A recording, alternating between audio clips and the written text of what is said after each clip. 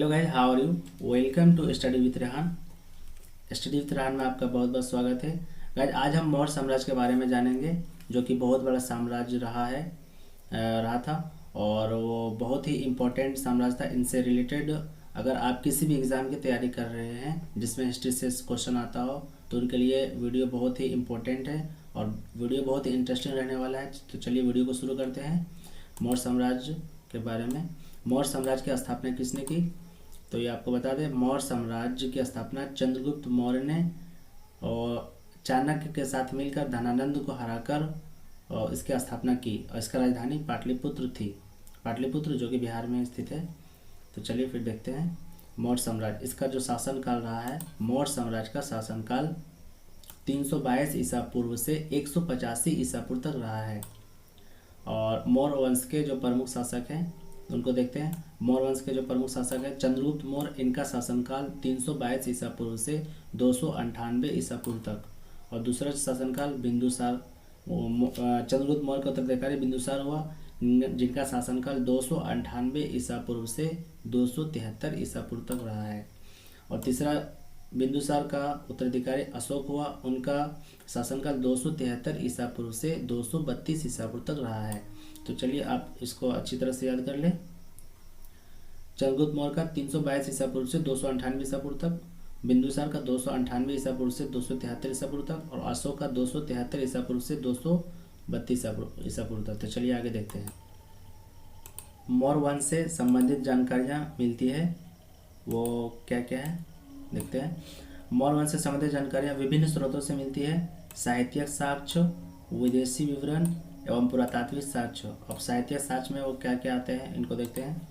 साहित्यिक साक्ष्य में अर्थशास्त्र, पुराण, मुद्राक्षस नाटक, बौद्ध एवं जैन धर्म, ये साहित्यिक साक्ष्य में आते हैं टोटल। उसके बाद देखते हैं विदेशी विवरण में मेगास्थनीज, स्ट्रेबो, कार्टियस आदि ये विदेशी विवरण है, ये विदेशी विवरण में आते हैं। पुरातात्विक साक्ष्य में अशोक के अभिलेख, जूनागढ़ अभिलेख एवं भवन स्तूप एवं गुफा। चलिए आगे देखते हैं।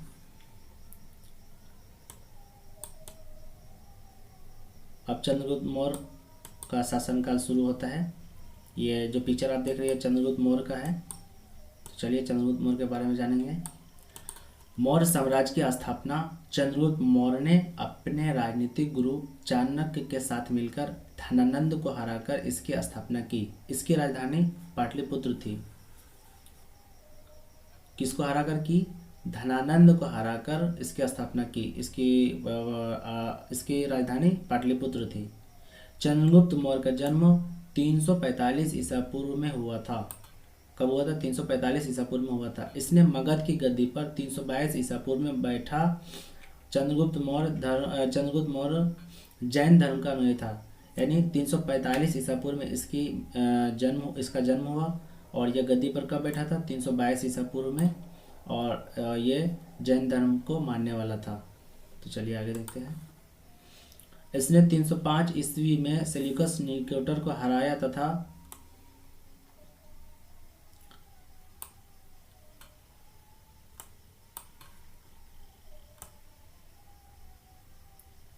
इसने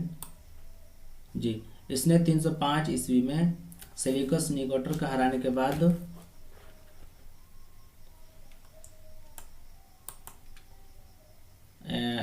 सेल्यूकस निकेटर को अपनी पुत्री कार्नेलिया की शादी चंद्रगुप्त मौर्य के साथ कर दी एवं तथा शर्तों के अनुसार 4 प्रांत यानी काबुल, कंधार, हेरात तथा मकरांत चंद्रगुप्त मौर्य को दे दिए।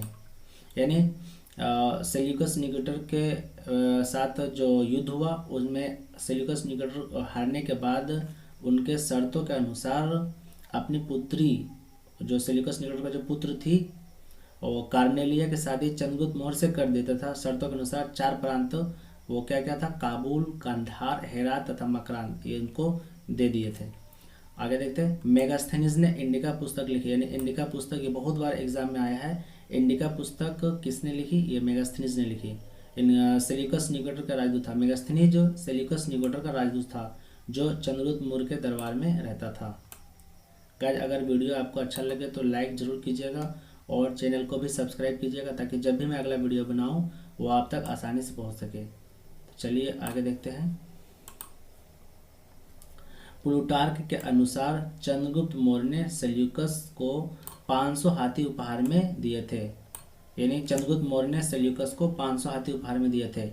चंद्रगुप्त की मृत्यु 298 ईसा पूर्व में श्रवण बेलगोला में उपवास के दौरान हुई। इनकी मृत्यु 298 ईसा पूर्व में हुई।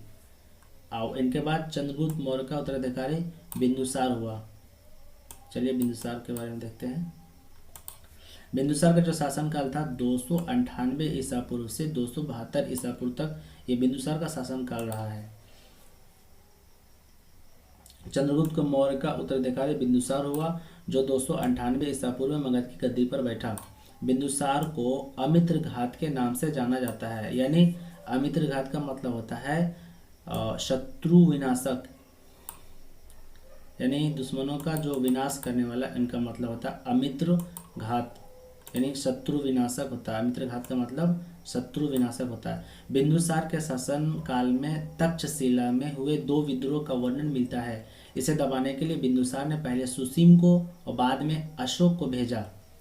मिस्र के शासक टोलमी द्वितीय फिलाडोल्फस में डेनियस नामक राजदूत बनाकर बिंदुसार के दरबार में भेजा। अब बिंदुसार के काल में भी चाणक्य प्रधानमंत्री था।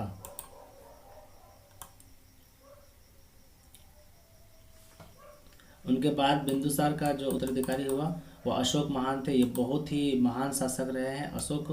ये जो आप पिक्चर देख रही है अशोक महान का पिक्चर है। ये बहुत ही महान शासक गुजरे हैं।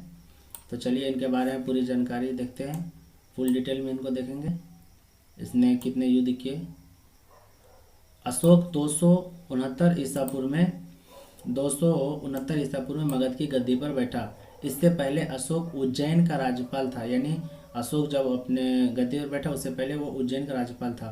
पुराणों में अशोक को अशोकवर्धन कहा गया है। अशोक ने 261 ईसा पूर्व में कलिंग आक्रमण कर और कलिंग के राजधानी तोसली पर अधिकार कर लिया। कलिंग युद्ध, ये एग्जाम में बहुत बार क्वेश्चन है। कलिंग युद्ध कब हुई? 261 ईसा पूर्व ये कलिंग युद्ध हुई। 261 ईसा पूर्व में कलिंग युद्ध हुई। एक सेकेंड।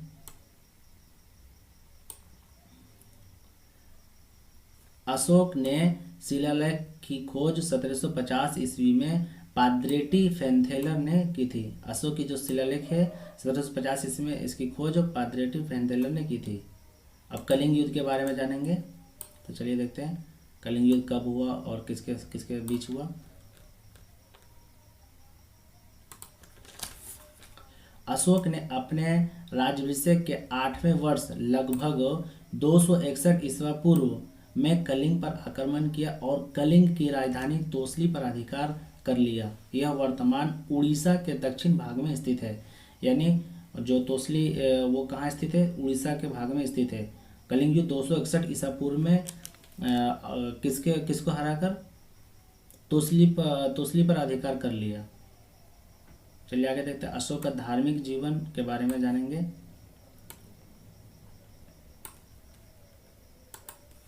अशोक शुरुआत में ब्राह्मण धर्म का अनुयायी था, परंतु बाद में बौद्ध अनुयायी बन गया।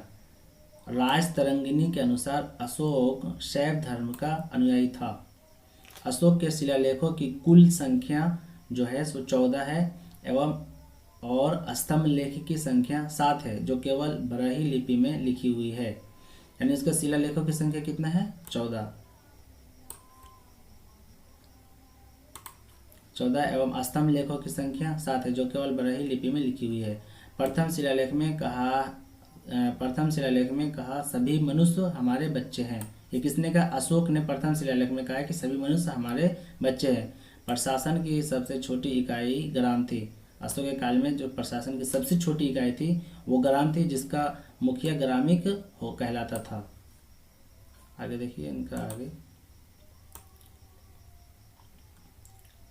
प्रशासकों में छोटा गोप था। प्रशासकों में सबसे छोटा जो था उसे गोप कहा जाता था, जो 10 ग्रामों का शासन संभालता था। जस्टिन के अनुसार चंद्रगुप्त मौर्य की सेना में लगभग 50,000 अश्वारोही एवं 9,000 हाथी 50,000 अश्वारोही सैनिक, 9,000 हाथी एवं 8,000 रथ थे।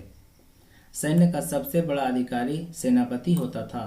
पिलनी के अनुसार चंद्रगुप्त मौर्य के सेना में 6 लाख पैदल सिपाही, 30,000 घुड़सवार और 9,000 रथ थे।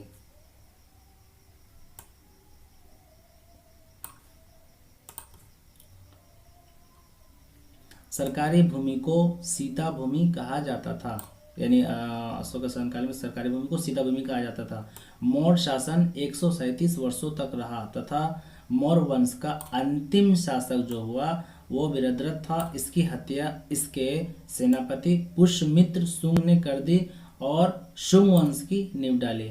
यानी मौर्य वंश का जो शासनकाल रहा 137 वर्षों तक रहा और इनकी हत्या इसके सेनापति पुष्यमित्र शुंग ने कर दी और शुंग वंश की नींव डाली। तो चलिए, और इनका आगे जो बहुत इम्पोर्टेंट है, इम्पोर्टेंट प्रश्न को देखेंगे जो हर एग्ज़ाम से रिलेटेड है। ये प्रीवियस ईयर से लिया गया है, एसएससी और रेलवे। चलिए देखते हैं इम्पोर्टेंट प्रश्न क्या क्या है, कौन कौन से हैं। सबसे पहला प्रश्न है, सांची का स्तूप का निर्माण किसने किया था? तो ये इसका निर्माण अशोक ने किया था। सांची के स्तूप का निर्माण ये अशोक ने किया था। इनका आगे देखिए, निम्नलिखित में से किसने सांची के स्तूप का निर्माण करवाया था? ये अशोक ने करवाया था। रिपीट हो गया क्वेश्चन। कलिंग युद्ध के बाद सम्राट अशोक ने किस धर्म को स्वीकार किया था? जब कलिंग युद्ध हुए उनके बाद अशोक ने बौद्ध धर्म को स्वीकार किया था। चंद्रगुप्त मौर्य कहाँ पैदा हुआ था? ये पाटलिपुत्र जो कि बिहार में स्थित है। चंद्रगुप्त की पैदाइश ये पाटलिपुत्र में हुई थी। बिंदुसार किसका पुत्र था? ये बिंदुसार चंद्रगुप्त मौर्य का पुत्र था।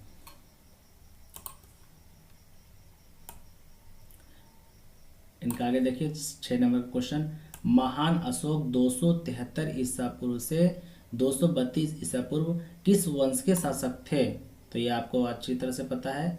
ये महान अशोक जो थे वो ये मौर्य वंश के शासक थे। सांची में स्थित बौद्ध स्मारकों का निर्माण किसने किया था? तो ये मौर्य साम्राज्य ने करवाया था। ये चंद्रगुप्त मौर्य ने सांची में स्थित बौद्ध स्मारकों का निर्माण करवाया था।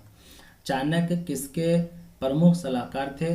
ये चंद्रगुप्त मौर्य के सलाहकार थे। चाणक्य का एक अन्य नाम क्या था? चाणक्य के एक अन्य नाम जो विष्णुगुप्त के नाम से भी जाना जाता है, यानी चाणक्य को विष्णुगुप्त के नाम से भी जाना जाता है। 10 नंबर का क्वेश्चन देखते हैं। यूनानी लेखक जस्टिन द्वारा किसे सेंड्रोकोटस कहा गया था? चंद्रगुप्त मौर्य को सेंड्रोकोटस कहा गया था। यूनानी लेखक जस्टिन के द्वारा चंद्रगुप्त मौर्य को सेंड्रोकोटस कहा गया था। निम्नलिखित में से किस उद्देश्य से अशोक का कोई अभिलेख नहीं मिलता है? ये श्रीलंका से अशोक का कोई अभिलेख नहीं मिलता है। अशोक के शिलालेख किस लिपि में खुदे हुए हैं? ये ब्राह्मी लिपि में अशोक के शिलालेख खुदे हुए हैं। इनका आगे देखते हैं। सांची स्तूप का निर्माण किसने करवाया था? तो ये सांची स्तूप जो बहुत ही फेमस है, इसका निर्माण अशोक ने करवाया था। अशोक किसका पुत्र था? तो अशोक बिंदुसार का पुत्र था। 15 नंबर क्वेश्चन है, मौर्य काल में कौन सी मुद्रा प्रचलित थी? तो मौर्य काल में मुद्रा जो थी प्रचलित उसका नाम था पन। तो वीडियो आपको अच्छा लगा तो वीडियो को लाइक और शेयर जरूर करें। तब तक के लिए धन्यवाद।